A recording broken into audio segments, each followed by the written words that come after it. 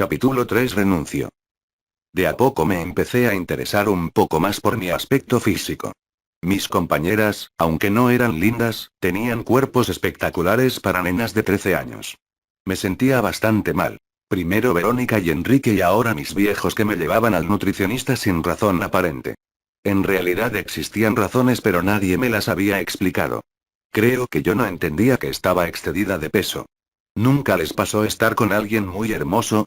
Ver a esa persona, escucharla hablar, seguir cada uno de sus fascinantes gestos, admirar su belleza y más tarde mirarse en el espejo y darse cuenta de que uno es horrible y que estuvo creyéndose bello simplemente porque estaba mirando a alguien lindo que resultó no ser uno. Bueno, si nunca les pasó significa que estoy muy mal de la cabeza. Pero a mí me pasa eso. Y como a mi alrededor todos eran flacos, yo simplemente daba por supuesto que yo también lo era y me olvidaba de verme al espejo, o no quería verme al espejo, o veía otra cosa en el espejo, como me pasó mucho tiempo después pero desde un ángulo completamente diferente. De cualquier manera, mis papás me estaban llevando compulsivamente al nutricionista. Yo no entendía muy bien qué pasaba, porque el médico me pesaba y me preguntaba qué me gustaba comer.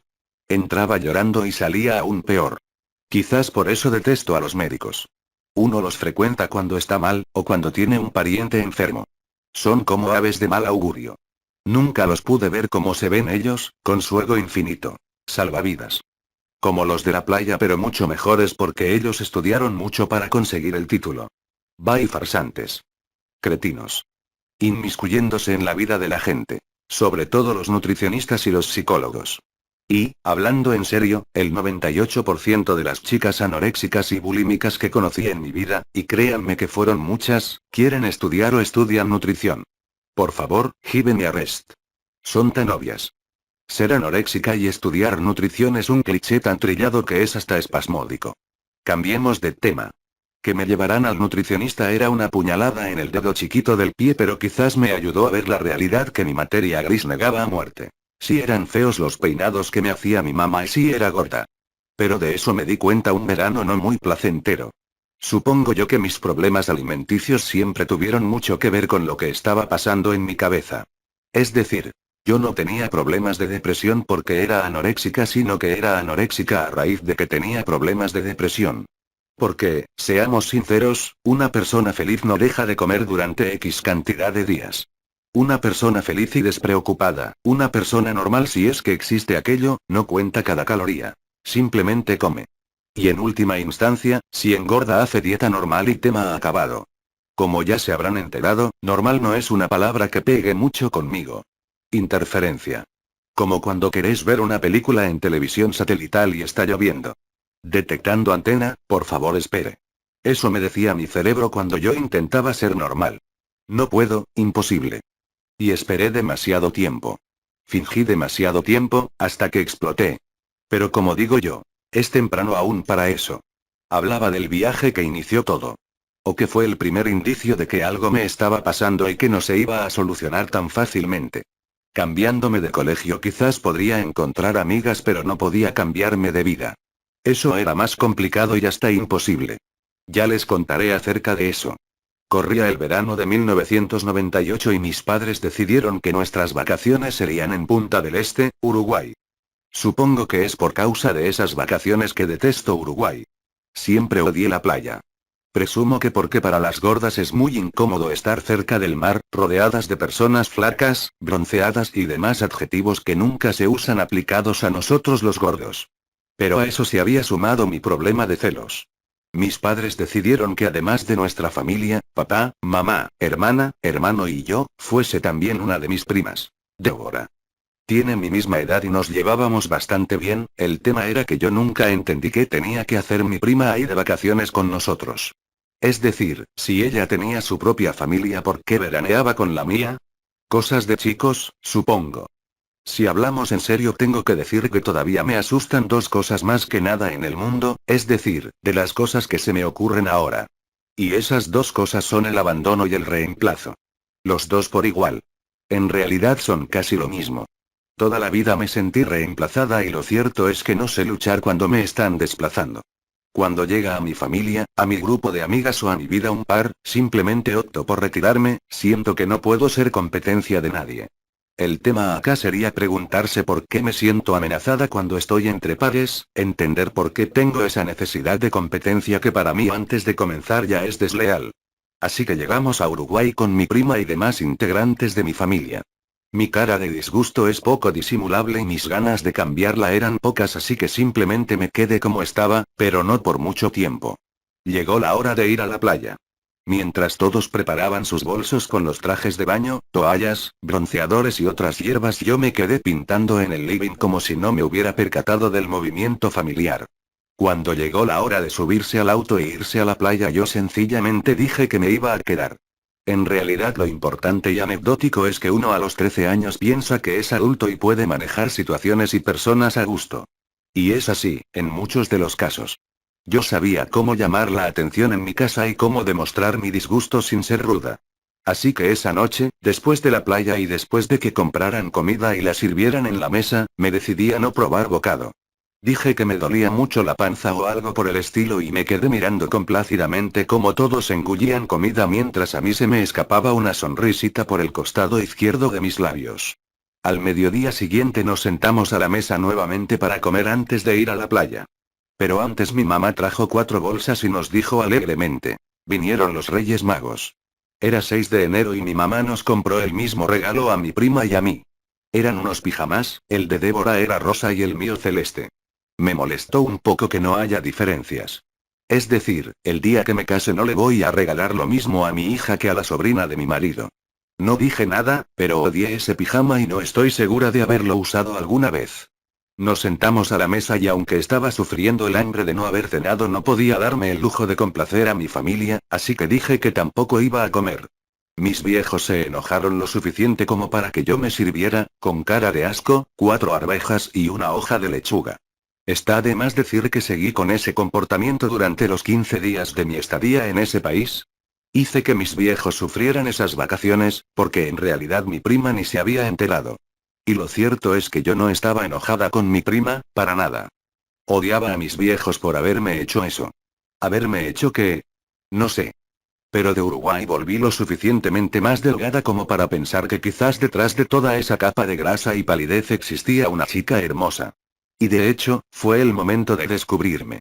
Sospecho que a los 13 años todas las chicas empiezan a modificarse en carácter y físicamente, pero lo mío fue como una transformación digna de un reality show.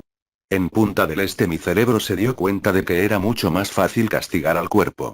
Así, después de días sin comer, días de caras oscuras, de padres enojadísimos, de primas y hermanos desentendidos, contraje alguna enfermedad de la cual nunca supe ni el por qué, ni el cuándo ni nada que se le asemeje.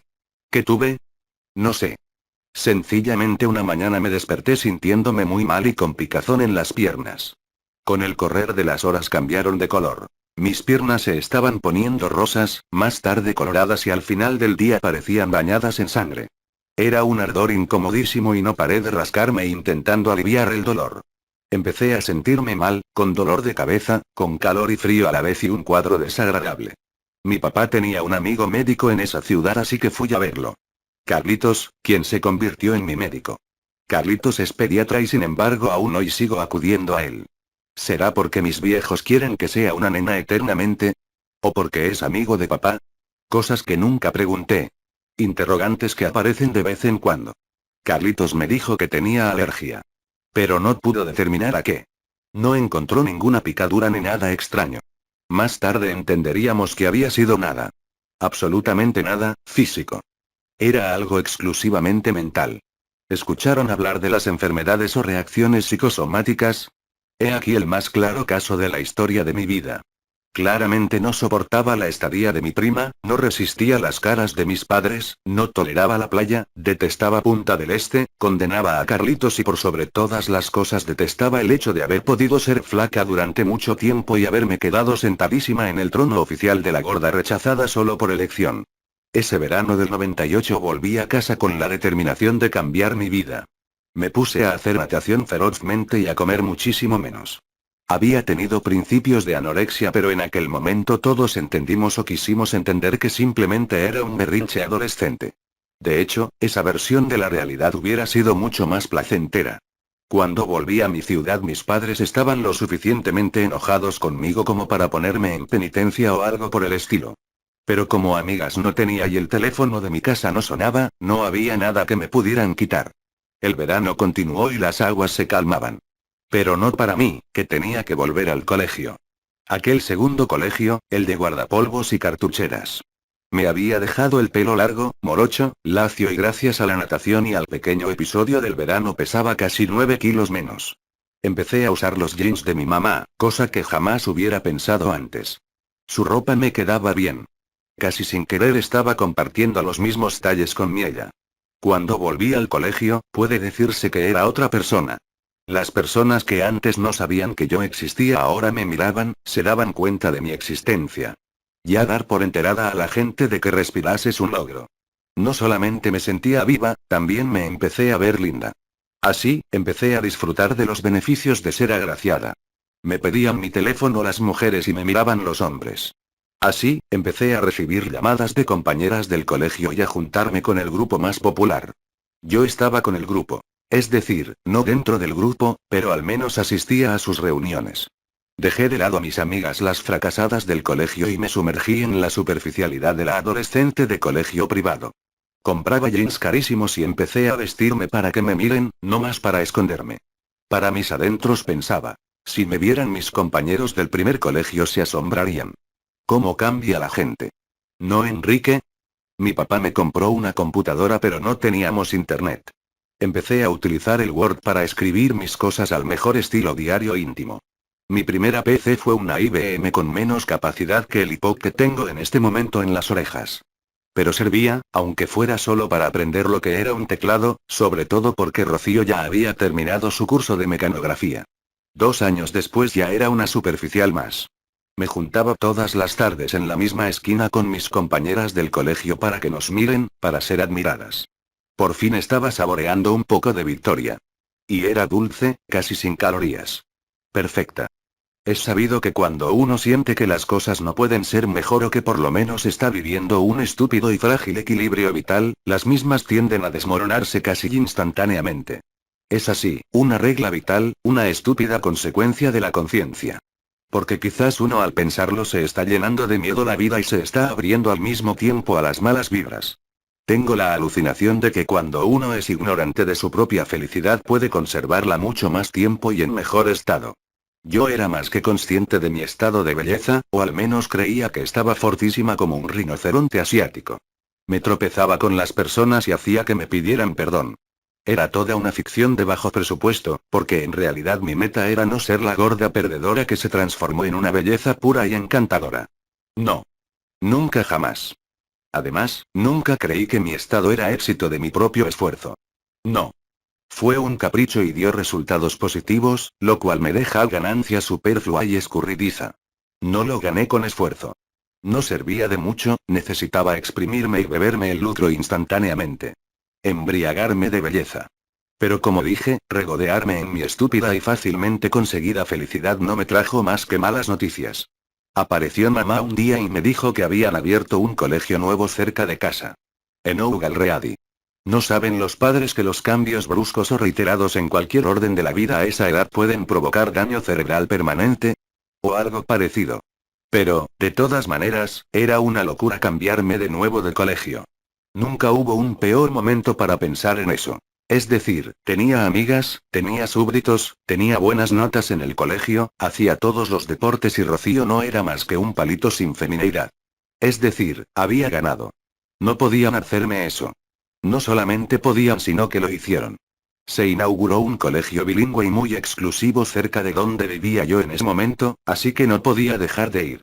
Yo por un lado quería pertenecer a la CREM pero odiaba tener que rearmar un grupo del cual ser líder. Porque eso era lo único que sabía hacer. Dar órdenes y amontonar súbditos. Más tarde varias personas me llamarían manipuladora, pero todavía es temprano para eso.